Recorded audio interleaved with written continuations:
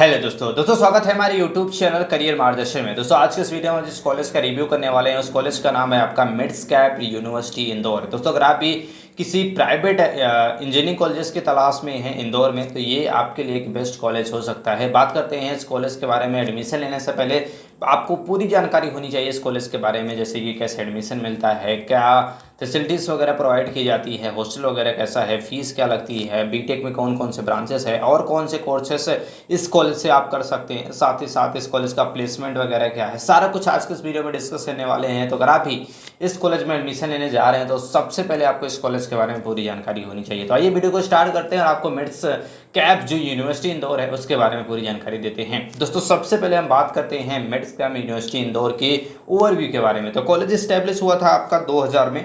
Institute types की बात करते हैं तो एक प्राइवेट इंस्टीट्यूट है जो कि आपका बात करते हैं ये किसी से एफिलिएटेड नहीं है बल्कि ये खुद का एक यूनिवर्सिटी है। बात करते हैं लोकेशंस की तो इंदौर मध्य प्रदेश में आपका कॉलेज पड़ जाता है। कैंपस एरिया की बात करते हैं तो 50 एकड़ में फैला हुआ इसका कैंपस एरिया है। ये हो गया ओवरव्यू के बारे में।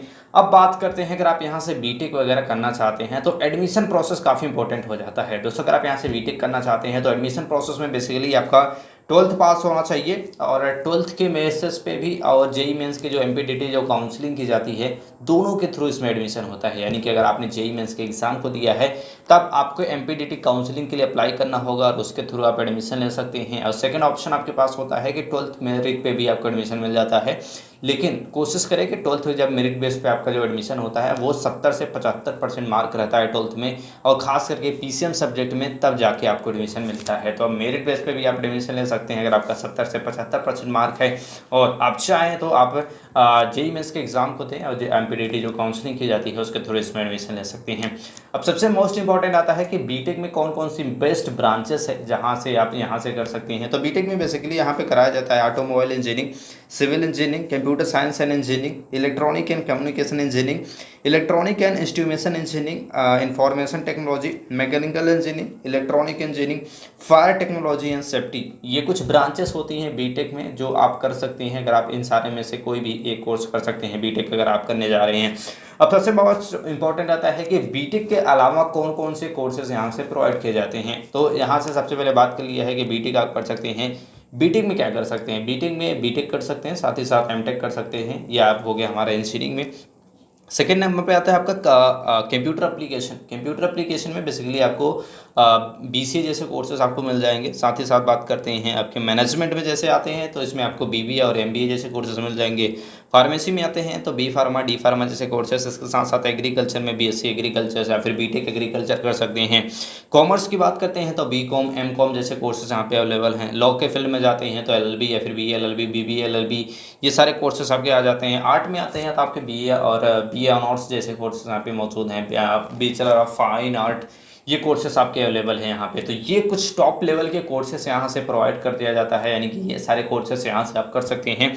अब सबसे मोस्ट इंपॉर्टेंट आता है कि यहाँ की फैसिलिटीज़ वगैरह क्या है। फैसिलिटीज़ से जाने से पहले थोड़ा सा आपको फ़ीस के बारे में बता देते हैं, काफ़ी इंपॉर्टेंट है। फीस आपको जरूर पता होना चाहिए। तो फीस की बात करते हैं। सबसे पहले बात कर लेते हैं बीटेक की। अगर आप बीटेक सीएससी से यहाँ से करते हैं तो 1,80,000 रुपये के आसपास फीस पड़ जाता है। तो फीस थोड़ा ज़्यादा लगता है, जैसे कि प्राइवेट एक यूनिवर्सिटी है, बहुत ज़्यादा स्टूडेंट इसके लिए अप्लाई नहीं करते हैं, बहुत ही कम स्टूडेंट यहाँ से इंजीनियरिंग वगैरह करते हैं। बट अगर आप इंजीनियरिंग कर रहे हैं तो आपको सीएससी से यानी कि सिविल जो कंप्यूटर साइंस एंड इंजीनियरिंग होता है उसे ही करना होता है।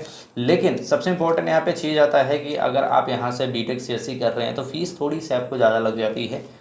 इंदौर कॉलेज की बात करते हैं तो कई सारे और भी प्राइवेट इंजीनियरिंग कॉलेजेस हैं जो इस कॉलेज की तुलना में थोड़ा ज़्यादा पैकेज वगैरह आपको प्रोवाइड करते हैं। अब बात करते हैं पैकेज क्या मिलता है प्लेसमेंट की बात। तो प्लेसमेंट आपको जरूर पता होना चाहिए। तो यहाँ का जो हायर पैकेज गया था ऑन कैंपस वो 17 लाख रुपए पर ईयर है। और बात करते हैं ऑफ कैंपस की बात करते हैं तो 48 लाख रुपए ऑफ कैंपस यहाँ गया हुआ है। एवरेज काफ़ी कम है, यानी कि 4 से 5 लाख एवरेज मिलता है। तो जो आपकी फीस लगती है 4 साल के अगर यहाँ से बीटेक करने जा रहे हैं तो 4 साल में आपको लगभग 2 लाख रुपए के आसपास यहाँ की फ़ीस है। तो लगभग 7 से 7.5 लाख रुपए आपको सिर्फ फीस देना पड़ेगा। और एवरेज पैकेज जो मैक्सिमम स्टूडेंट को मिलता है वो 4 से 5 लाख रुपए है, जो कि बहुत ज़्यादा प्राइम पा सकते हैं तो 6 से 7 लाख हो गया, जो कि काफ़ी कम है एज़ कम्पेयर टू आपकी फ़ीस की। अगर यहाँ का फ़ीस 70 से 80 हज़ार रुपये मंथली पर ईयर होता तब आपके लिए ये बेस्ट कॉलेज हो सकता था। लेकिन यहाँ का फ़ीस लगभग 1,80,000 रुपये आपकी एवरेज फ़ीस है। सीएससी की बात कर रहे हैं बाकी अदर ब्रांचेस में आप जाते हैं तो फीस थोड़ी आपको कम लग सकती है, लेकिन सीएससी और आईटी के लिए सेम फीस यहाँ पे है।